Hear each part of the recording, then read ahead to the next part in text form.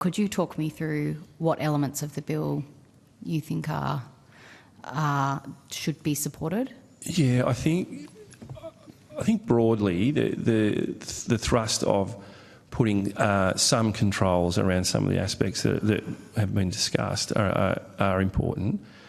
I think it's more about the recognition of we had to do something. We did have to do something. The scheme was growing out of control. Like it was, and certainly from a person with intellectual disabilities perspective, we've not hit the mark on many things in terms of quality of life outcomes for people. The scheme promised so much, but we've, through a whole range of reasons, haven't been able to achieve those. So I think that the answer to your question from our perspective is that the broad thrust of getting the scheme back to its original intention. However, it is concerning that what we've just been talking about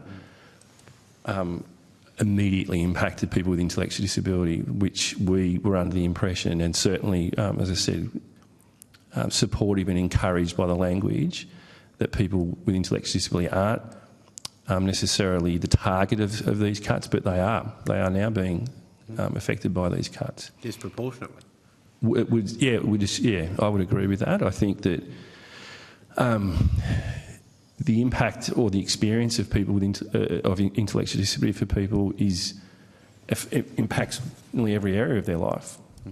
So it's hard to understand that a cut like this wouldn't have very serious implications for people with intellectual disability. And if it is correct and true that people with intellectual disability are at the core of the scheme, I think we need to pause and understand, how did we get to this place? How did we have an unintended consequence like this for a group of people who were not ever the intention of these cuts?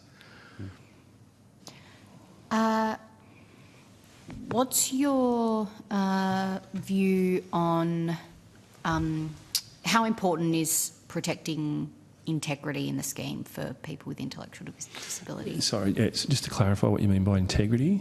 Well, there's been lots of, discussion about, we've heard examples through these hearings about people taking advantage of people with disability in the scheme, providers, for example, providing services, charging for services that they have not provided, people having their plans raided.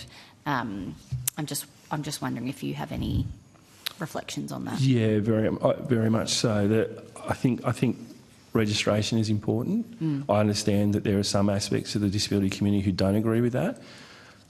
Having managed many large services across the whole spectrum of NDIS supports, whether it's employment, accommodation or others, and so I'm very used to a very regulated environment. It was very concerning that people could be living in accommodation services that had no reporting requirements, no mandatory reporting requirements and no oversight. So there are aspects of the reform that I think are important, and I think in terms of the integrity of the scheme, I think there are critical sustainability measures, but also safeguarding measures. You could have a very adverse outcome occur in an accommodation setting that wasn't registered. No obligation to inform anyone. That cannot be good for anyone. So very supportive of those measures, and quite frustrated, I think it's fair to say, that our community has seen this behaviour occur, but then obviously it makes it an even harder pill to swallow when the same community now is seeing their plans cut.